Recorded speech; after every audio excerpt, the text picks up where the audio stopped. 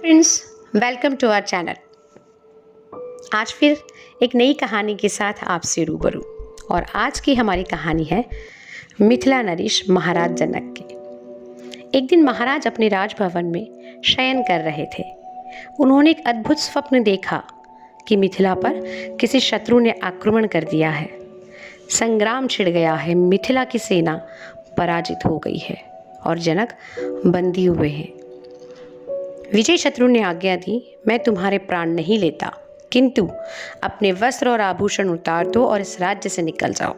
साथ ही घोषणा करा दी कि जनक को जो कोई आश्रय या भोजन देगा उसे प्राण दंड दिया जाएगा। राजा जनक सादे वस्त्रों में राजभवन से निकल पड़े। प्राण भय से कोई उनसे बोल तक नहीं रहा था।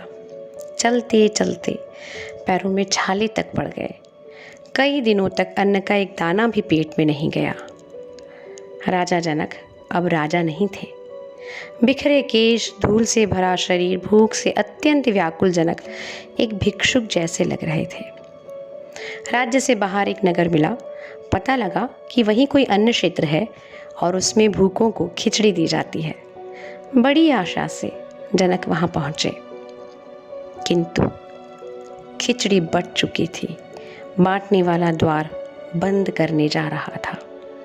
भूख से चक्कर खाकर जनक बैठ गए और उनकी आंखों से अश्रुधारा बहने लगी। अन्न बांटने वाले कर्मचारी को उनकी इस दशा पर दया आ गई। उसने कहा, खिचड़ी तो है नहीं हमारे पास, किंतु बर्तन में खुरचन लगी है। तुम कहो तो वही तुम्हें दे दूं। उसमें थोड़ी जलने की गंध भी है। जनक को तो यही वरदान जान पड़ा। उन्होंने दोनों हाथ फैला लिए। कर्मचारी ने जली हुई खिचड़ी की खुरचन उनके हाथ पर रख दी। तभी एक चील ने उनके हाथ पर झपट्टा मार दिया। जनक चिल्ला पड़े। यह तो स्वप्न था, किंतु निद्रा में जनक सचमुच चिल्ला पड़े। रानियां और सेवक सेविकाएं दौड़े दौड़े आए। महाराज जनक अब देख रहे थे।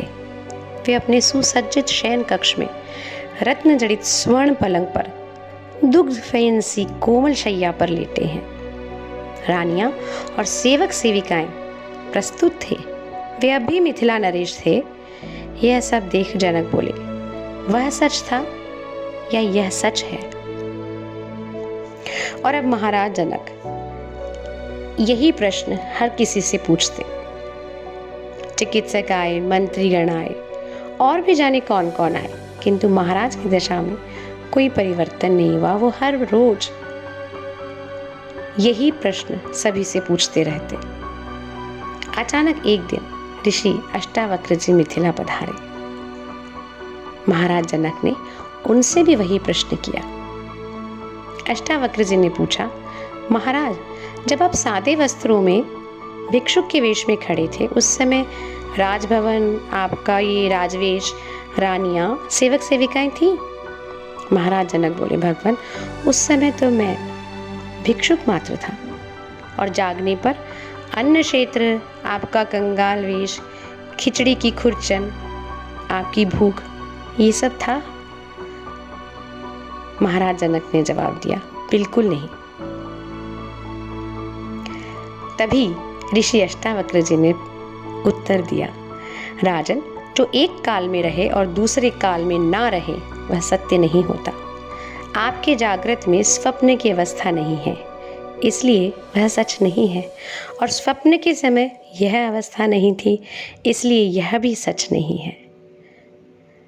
महाराज जनक से रहा न गया। उन्होंने प्रश्न किया, तब सच क्या है?